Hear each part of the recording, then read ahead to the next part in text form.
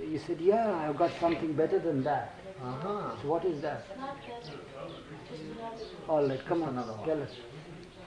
Come on, Susan. Come on, Come on, Susan. Susan, this is it. This is Come it. here this way. Yeah. Come this way. Come close.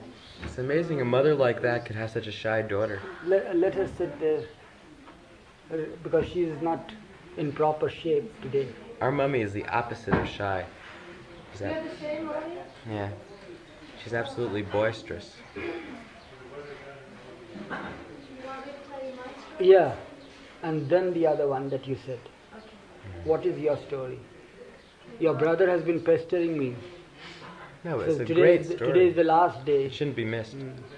Well, I'll start with high school because there's one amazing thing that happened.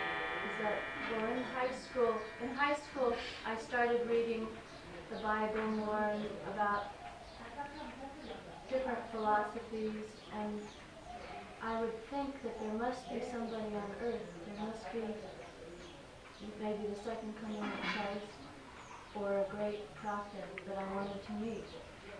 And so I would paint pictures of him, and it would look just like Father. Not just, but he'd have a long sadra on and mustache. And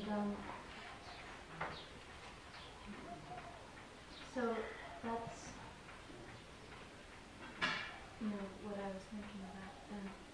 And so then, I don't know why I moved. We're all friends here. So then what happened? So then I would start reading a lot of books, and then I was living in Virginia, and I went up to Boston to say goodbye again to this good friend that I knew I couldn't see anymore. And it was a very painful time in my life, and I went into a restaurant and I saw a picture of Bob, and I felt very drawn to him. Went to a restaurant and then what? And I saw a picture of Bob Ah. in the restaurant. And Was I it a felt card or a picture? a photograph. Mm. And I felt very drawn to it. Where in Virginia? In Boston. Boston. I felt that the first reaction I got that he was the person that I was looking for, the master I was looking for. And so I asked who it was, and I said, they think it's Meherabad. They weren't sure. Somebody had left the picture there. So that day I had to say goodbye to my friend, and it was very painful.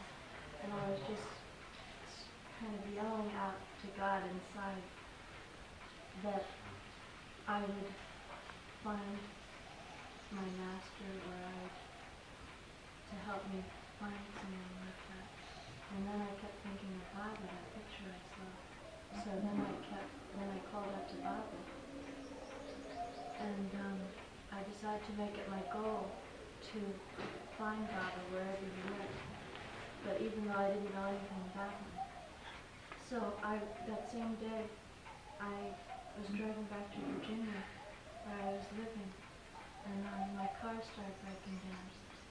And there were two hitchhikers on the road, and there were two men, and normally I wouldn't pick up two men hitchhikers, but my car was breaking down, and I hardly had any money, and I just passed by them. My car was puttering by them, and I looked in the rear view mirror, and they looked pretty nice. So I picked them up, and Was this like a day after you had been Boston? Yeah, it was the day after I saw the picture of Baba, and I was praying to Baba all night that I would meet him. And the very next day I picked up these two hitchhikers, and one had a Baba button on, and the other had a Baba gift. And they were going to the center. And so I just went to the center with them. And one of them was just finding out about Baba too. The other one was telling. I've never seen him again. So I just went to the center one day, and then I went back home again, and I packed everything up. I sold everything. I sold my car, and I went to India. In how many weeks? Just a couple of us. That's something. How long ago was that? How long ago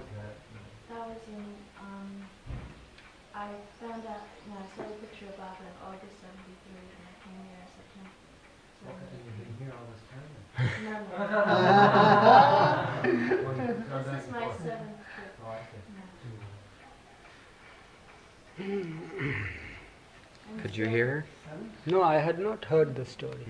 I haven't heard all of it either. Why did you not tell us before? I think I told you, but I probably made it very brief.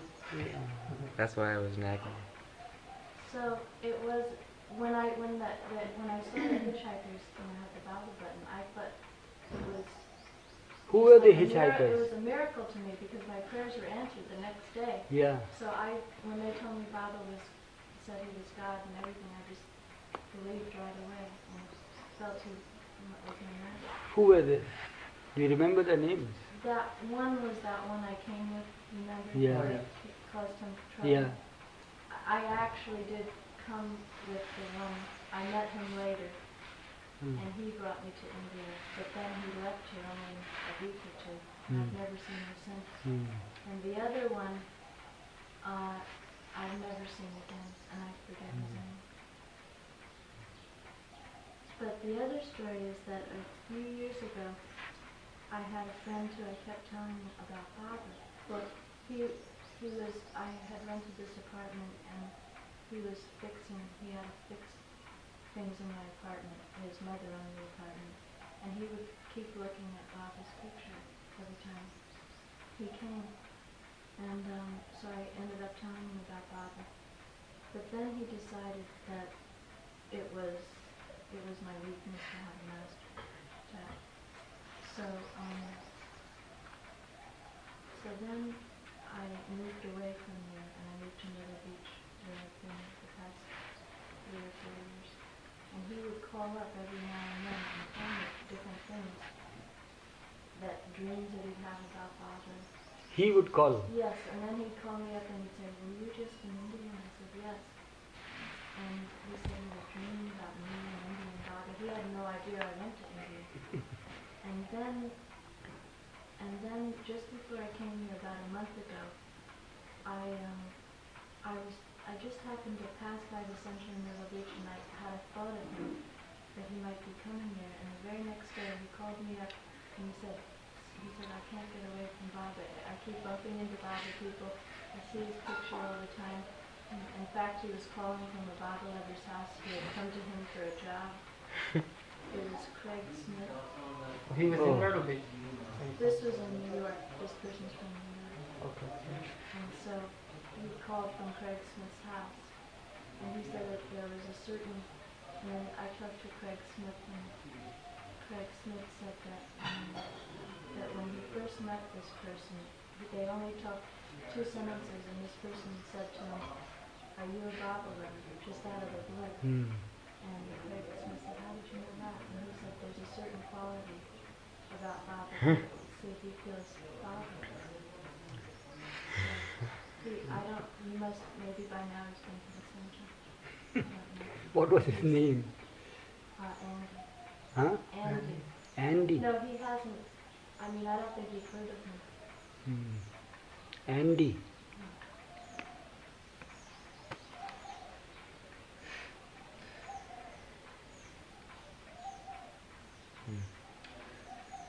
Yeah, if Baba wants somebody, he goes after them. Yeah.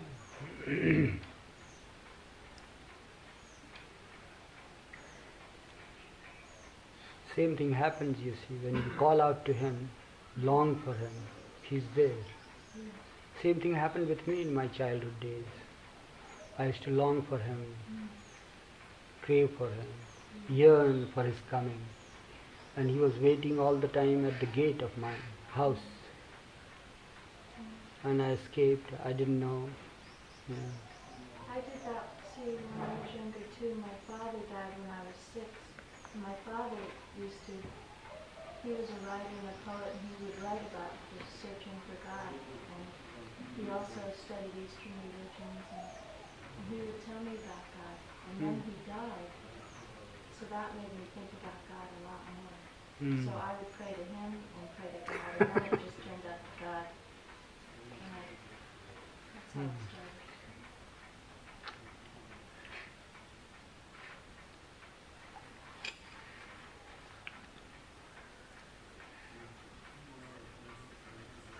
that Baba would just hang around your house. Baba would just be hanging around your house while you were praying. Yeah. To see. Not hanging around the house, he was in our home, and he would be waiting for me to return from school. And seeing him, I would try to avoid him, not knowing that he is the same ancient one. And my mother would scold me for that. And she would say that, do you know who he is? Why do you do like that? Because I gave importance to playing with the schoolboys, my friends. And how is it possible for me to play with him?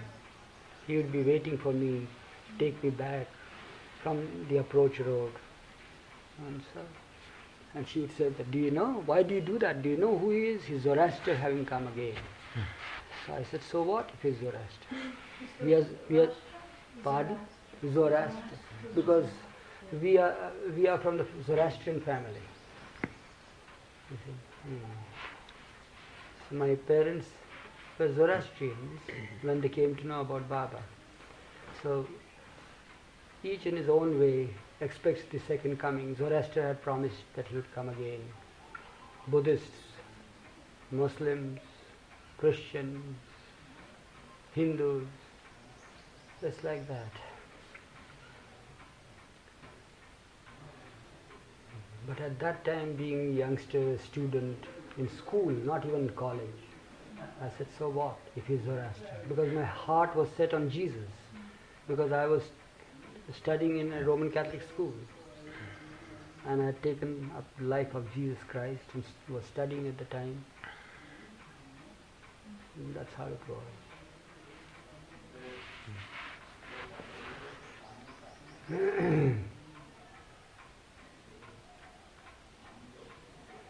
So you had a good time, eh? Yesterday at Meherabad. That's good. We were having a very fortunate day. Yeah.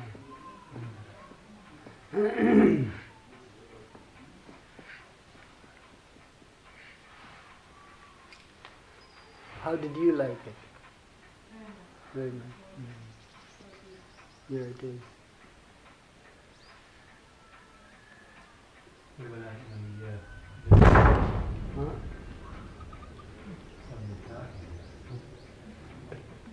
Sonic.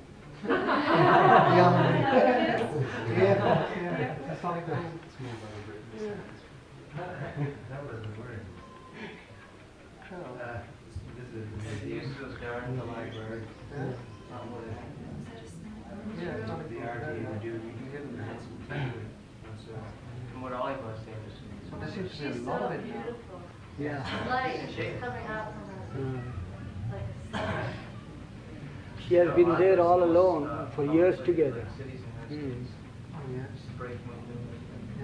Who's this? Mansari?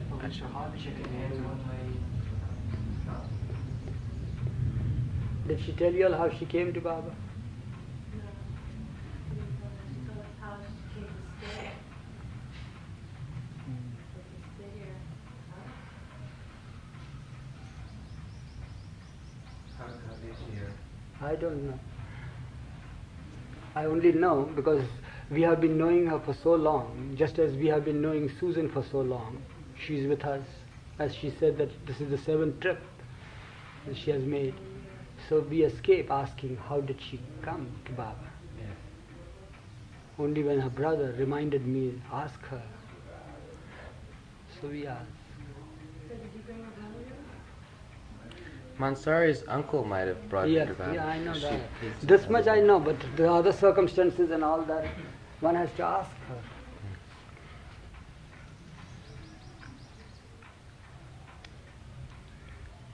Many a times, I have noticed in my association with Baba that many a times, most of the times, those who have come to him, they have come to him through sheer helplessness, physical helplessness, any ailments or anything, no other recourse except to approach him for his mercy, for his compassion, or material helplessness, or family circumstances that provoked total helplessness. And Baba has been always saying that helplessness is one of the most important things that makes you face me. Otherwise you always have your back towards me.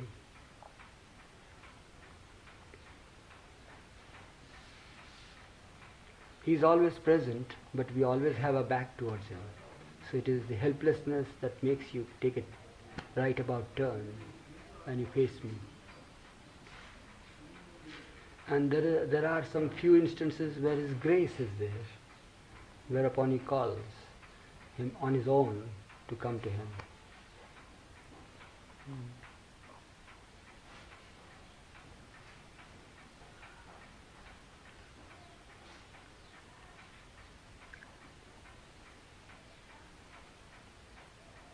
Have you anything to ask about Baba? Have you all anything?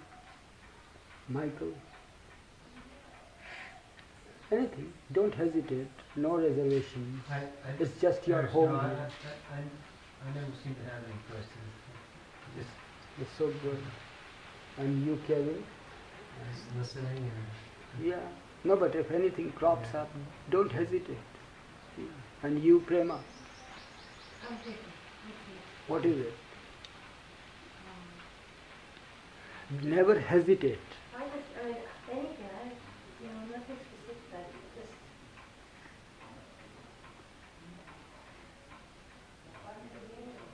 See how good it is? There's nothing. It is, that's what we were saying yesterday, when you all hear, when there's no question of even believing him. Because his being is such that's beyond belief. Whether you believe in the existence of the sun or not, it's there, it's self-evident, you see. It's like that.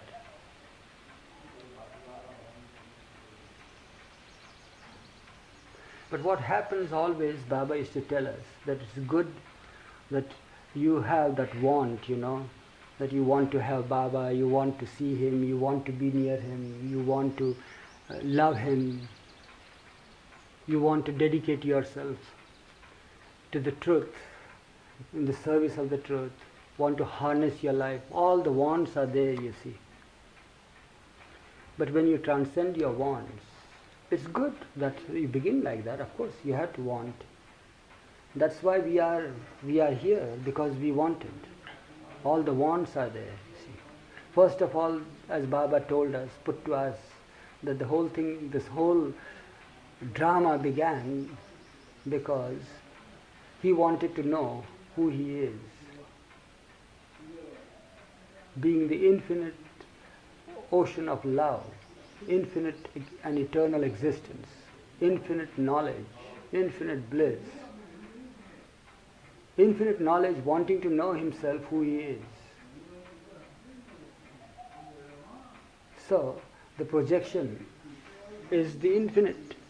Well, you are this, you are that, all the nothings are there besides the reality. So everything that exists is him. Wanting to know, well, you are this, you are this, you are that, you are that, you are that. So what happens in that course of evolution? We completely forget that we started with wanting to know who I am. And we have forgotten the original question, and we have caught hold of the want.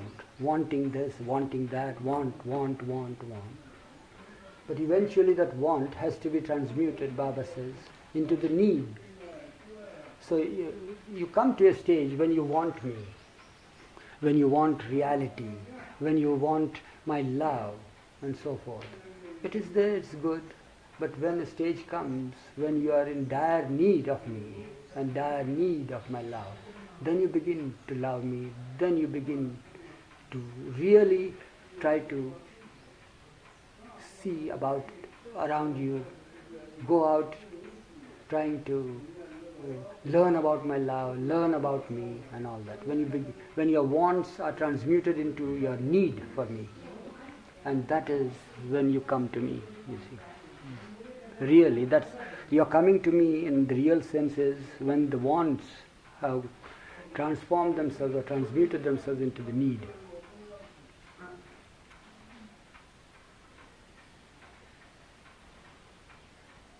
I think today or two I'd like to walk up the hill. Yeah. Walk up. Yes. Who stops you?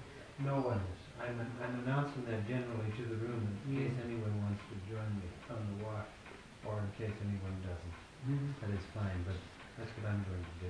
Go. And anyone, of course, is welcome to walk in. So that is what we have to develop, the need for him. Just as when water is there and you take it for granted, water is there, breath is there, but when there is the need of breathing, when there is a need for water, need for air, then you know how precious it is.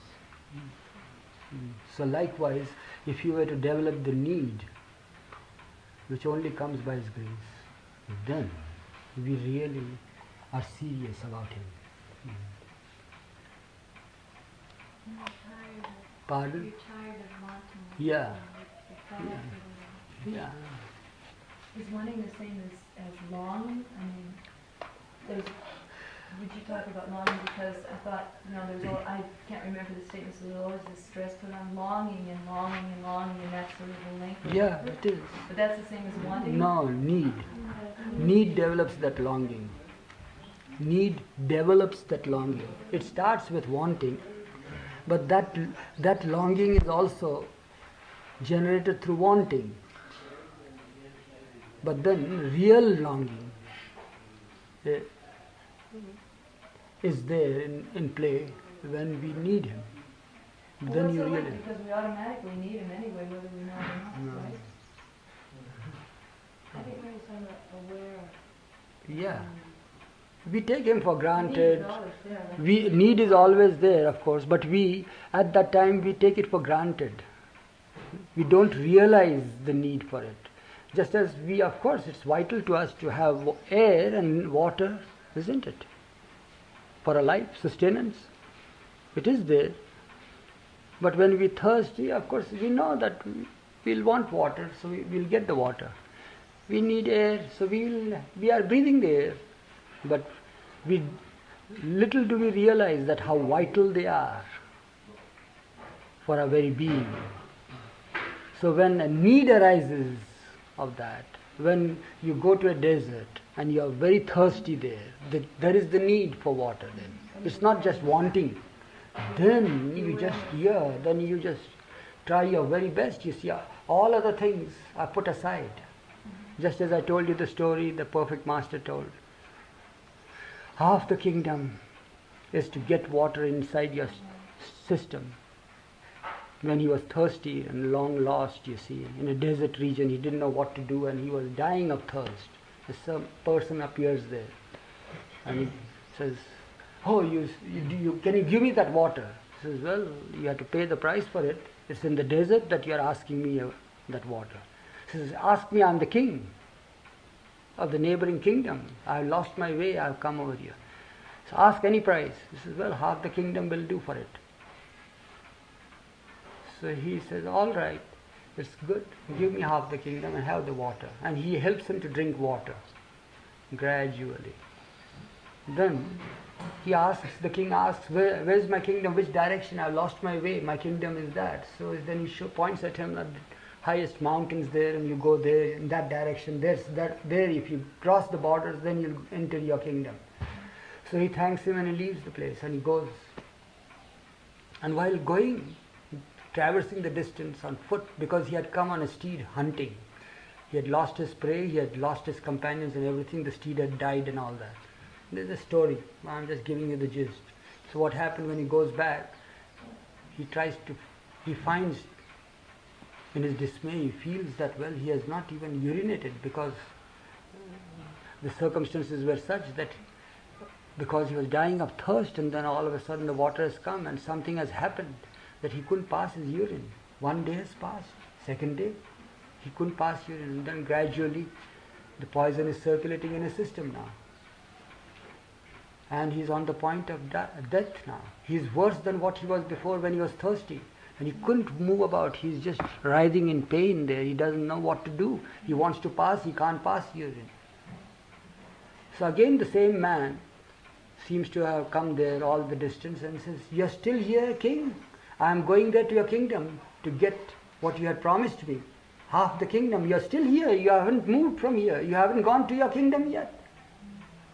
Oh, he says, "What may I say? I am in terrible distress. I am on verge of death now." He says, what ails you?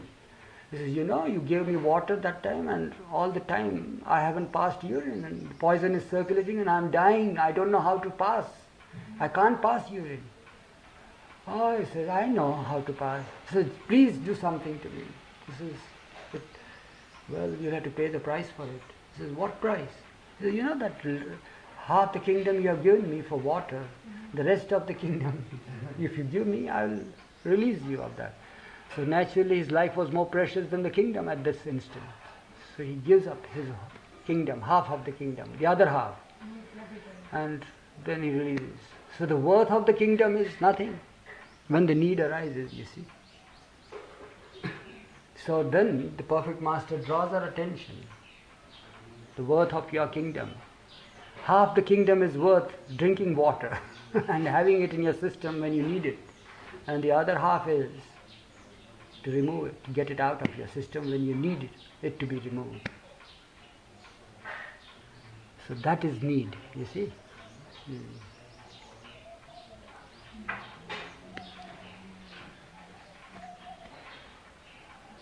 Well, what exactly is the difference that, in a way, that we can, get from one to the other? Because, we want all these things, but wanting isn't the right thing. But how do you get from one point to the other? How do you get to needing? It just happens?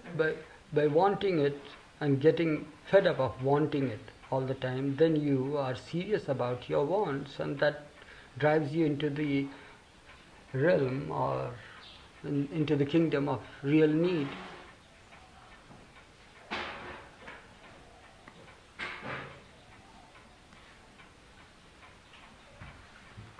Is that where self-annihilation or something, or self-creation comes in? Because you're not thinking about what you want or what you want to be or whatever, you're just feeling the need. Well, when people have wanted for a long time, wanted to have glimpses of the truth, want to have the realization of one's true self and all that, they have been trying for a long, long time. And they find that, they are where they are. So they go to a master. And the master then points out to them that all the time you have been wanting, no doubt about it. But have you been wanting it seriously? Are you serious about it? Says, yes, I was serious about it. Says, if you had been serious about it, then you wouldn't have wanted this. You would have needed him. You couldn't live without him. Why do you live like that? So then he gets the awareness that he has to quit wanting and find the real need for it. So that's how it is. So you begin with wants. First of all, you begin without wants also. It's just, in spite of your not wanting anything, you hear about this, people come to you and say things to you, you get the hold of the books, you come to a place where all the years are filled in with this sort of thing. It says, you have nothing to do with it and all that. So, but then gradually it so happens you begin to want. And then gradually that want has to go and you have to go deep into the need. It's a process, yeah. Gradually you get it. Is that when we become helpless and hopeless, or whatever what you were talking about? You said Yeah. nobody comes to Bob except by, what was that? Helplessness. Helplessness. Yeah. Except the occasional few get it from grace. And occasionally if you get, grace, yeah.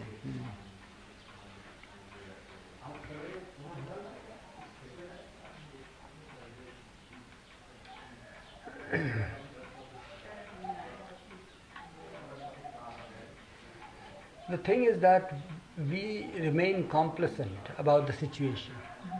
Yeah, everything is fine. We are striving. We pray to Him. We go to church. We don't pray to him because there is no need to pray. There are different angles to these things, you see. There are men who try to be honest to themselves and feel comforted by remembering him. And how do they remember?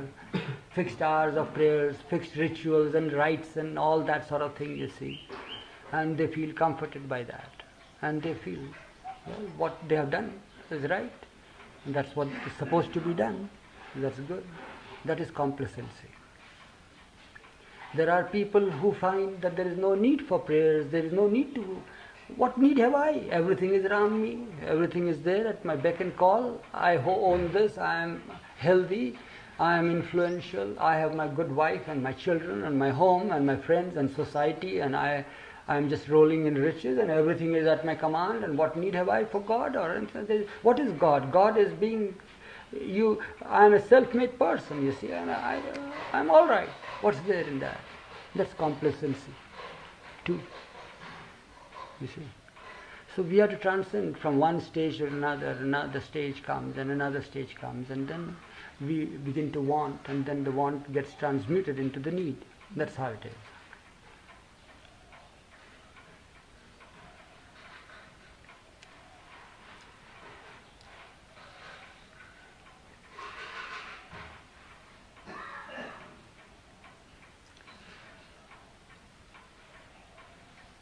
When is Steve coming today? Is Steve and Virginia? Yeah. Steve said that he is going to come today. He has not come. Is that the address?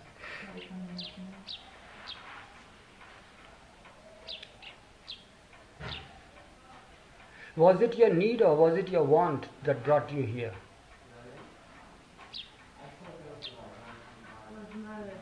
Neither want nor the need. This must be grace. Pardon? It must be grace. Grace, yeah. That's how it is. Same thing. It's so true, I tell you. When I look back at myself, my life, it's nothing but by His grace that I'm sitting here. Yeah. Hundreds of thousands souls. They deserve more to be here than myself. But why am I here? It's just His grace. Just His grace. Yeah, I know that. Well, people's lifelong ambition, dream is to see His tomb and be able to experience it. They are unable to come also. But then by His grace it so happens. People come around and say, can I come with you? Can I go with you? So there you are. Same thing happened with Talking about, where was Chacha's place? But in Ajmer. But as you approach that front gate, the big gate that leads into all that area, that compound. But no, it's not inside the compound. It's on the street. Behind all that complex, there are shops and all that. That was some years ago. Well, how this was there was a street that came straight up abutting onto the gate with steps going up into that compound. And then there were shops on both sides and a street ran across the front. And at the back? I didn't get to go around to the back. So there was a row of houses, you know. One of the blocks on the veranda he was. I see. We're just in back. So because that compound you went clear through and Khwajasad's tomb was at the back, and then there was a wall, and so on the other side of that wall. But you can go this way.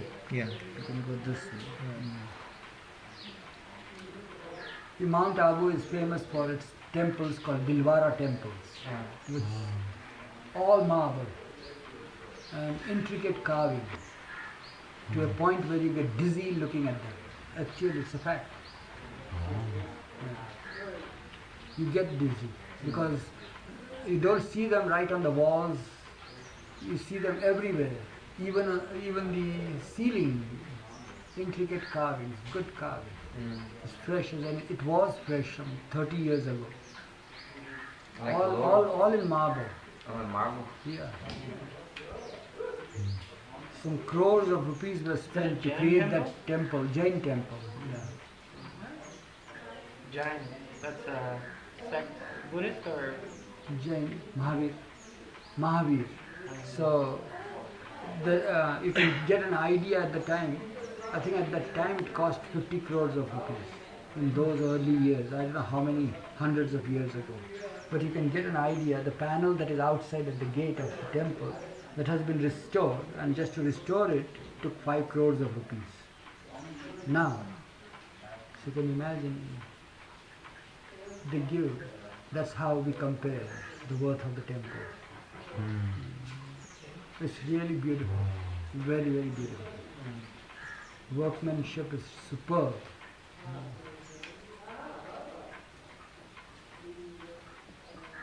Often I wonder what made people do that. Like when we went to the Lord. Dedication. Why? For hundreds of Adoration years. of the Lord. For hundreds of years. That's through art. Nowadays you express through singing, through devotional music and all that.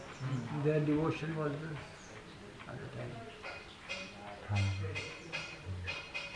It's really, there's a vastness about it. You know, when you go there, it's like going into a place. It's not just. Where at Abu? Well, the lower case, I've never been. Oh, I see.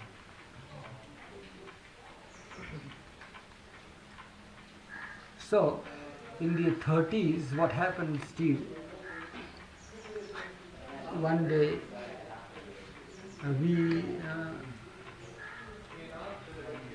means Pendu, myself and Padri, and I forget the other one. We got ourselves in front of the dhuni, where the dhuni platform is at Meherabad. I had just come, hardly 6 months must have passed. Come to Baba to stay for as many years as he wants. And my duty was that I had to see and observe from lower Meherabad, the old building, when Baba would get out of the gate. As soon as he comes out of the gate, to rush up there and receive him and bring him down, conduct him down, and likewise to just conduct him up the hill, and then that's my duty ends. And then when he's at Meherabad, I had to be with him all the time. That was my duty in the very beginning. So it's time now for him to go up the hill. So he was, Pendu being the manager, he was just telling something to Baba, and he was trailing behind Baba, and Baba listening and all that. In the meantime, Padri came out from the engine room that is there, tin shed. So he comes out there, and then Baba stops there to dictate something to both of them. And I'm there, and while he is dictating, and his gaze was fixed right on the top of the hill where the man was walking. A certain stranger seemed to be walking up the hill, right up the hill. And he became very stern. He says, "Who is he?" Can you close the doors? Can we close the doors? I don't know. If you want. Who has come? Money and The ladies from Yeah. Excuse me, Arch. It's all right.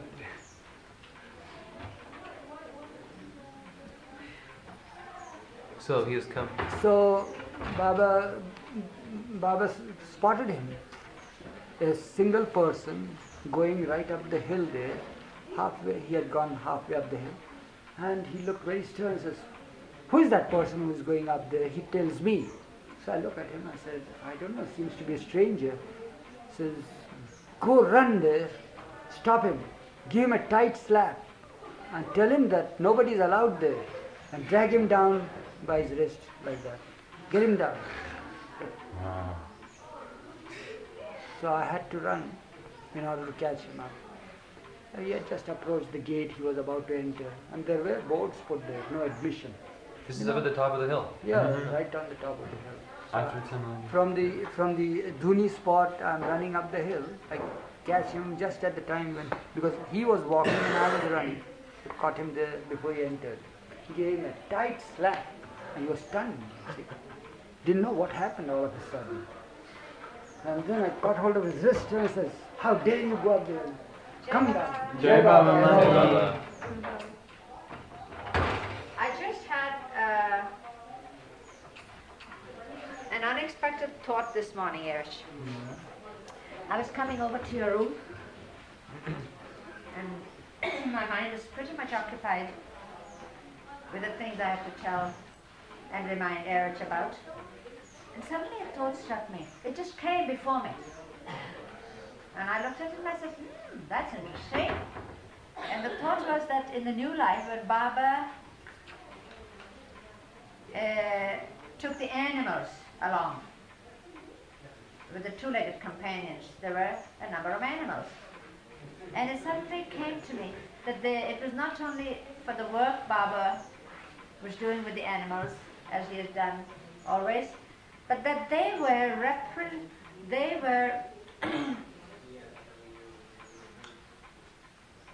representative of the 4 religions.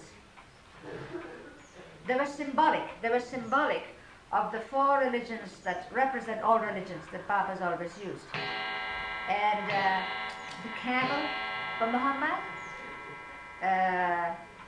the donkeys for his advent as Jesus, the cows for Krishna, and Goat? and the white horse The white horse. for the Kalki Avatar. Huh? Very good. And it didn't come from me, it just came before me, and I looked at that thought and I said, that's interesting. Never thought of it before. And how many years it is since the new life? Another. Yeah. So what happened was that You had the man by his Spit it wrist out. now. Don't talk in monosyllables. the thing is, Baba was very stern about it, and he did want that some action should be taken promptly. So I had to run up there and give a tight slap to the man and dragged him down. And Baba was still there. And on the way, I told him that how dare you go up like that? Why do you want to go up there? He said, all that I had come here was just to take his darshan and then you go away. I said, you see, the board is there, no admission, no male can go up the hill, all women live there, and Baba's order is nobody should go there. We also don't go there. Why did you go there like that? You shouldn't have done it. You could have come down and asked and then gone up the hill. Why do you presume that Baba is up there? So somebody said that he lived on a hill, so I thought that he must be there and this must be some other settlement. He was a total stranger to the place. So then, while talking like that, and I didn't say pardon you or excuse me or that Baba told me to do that or anything. I just made him feel that I was one of the watch and ward person. So of course I dragged him down and he came there, and then I told him that, well, you had come for Baba's darshan, now Baba is here. So then, of course, Baba was all smiles at him instead of being stern and all that. And he looked at him with great compassion and he said, how blessed you are that you come for my darshan and you get a slap. It's not in the lot of all to be humiliated for my sake. So then he embraced him, he kissed him and all that. You are blessed, you are fortunate. And the embarrassment that I felt, you see, need not be described. It's like that. And it's so true. But why did Baba ask me to go and slap him like that or anything so? I don't know why. Maybe he wanted him to be blessed like that. But what were you embarrassed about? Because you were... Because I was so stern and all that, and he was so sweetie with this man. All the more I was embarrassed. Because I was so stern and I was admonishing him till the very last. He said, here you are, here's Meher Baba. You wanted darshan, you shouldn't have gone up there.